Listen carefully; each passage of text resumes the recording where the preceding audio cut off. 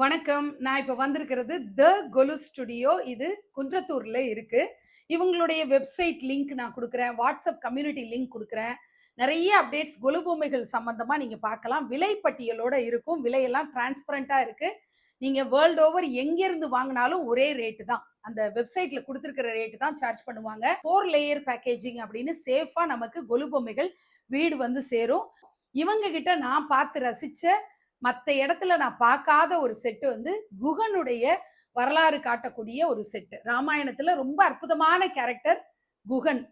குகனை வந்து அப்படியே ஆலிங்கனம் பண்ணிட்டு ராமர் என்ன சொல்றாரு? குகனோடு ஐவரானோம் அப்படிங்கிறாரு. தம்பியாவே ஏத்துக்கிறாரு.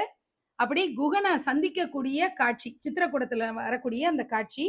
குகன் ஓடக்காரராக ராமரையும் சீதா லக்ஷ்மணரை அந்த கங்கை கரையை கடக்கிறதுக்கு உதவி செய்யக்கூடிய அந்த காட்சி நீங்க பாக்குறீங்க.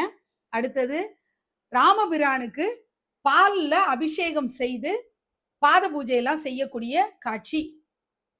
அடுத்தது காட்டுல கிடைக்கக்கூடிய கனி வகைகள் எல்லாம் கொண்டு வந்து ராமபிரானுடைய பாதத்துல சமர்ப்பிச்சு குகன் அப்படியே பணிஞ்சு உட்கார்ந்து இருக்கக்கூடிய திருக்காட்சி. அங்க ரொம்ப கியூட் ஆனதுன்னு பாத்தீங்கன்னா விசிறி வீசிட்டு இருக்காரு லக்ஷ்மணர் இளைய பெருமாள். அடுத்து ராமர் சயன கோலத்தை தான் நீங்க பாக்குறீங்க. பெருமாள் ராமராக அவதாரம் எடுத்து வரும்போது சயன கோலத்துல நம்ம ராமரை தரிசனம் பண்ணிக்கிறோம். பக்கத்திலேயே ஒரு பானையில தண்ணி இருக்கு. இலை தழைகளால அந்த படுக்கை அமைக்கப்பட்டிருக்கு. சீதா பிராட்டி அங்க உட்கார்ந்துருக்காங்க. மகாலட்சுமி அம்சம்.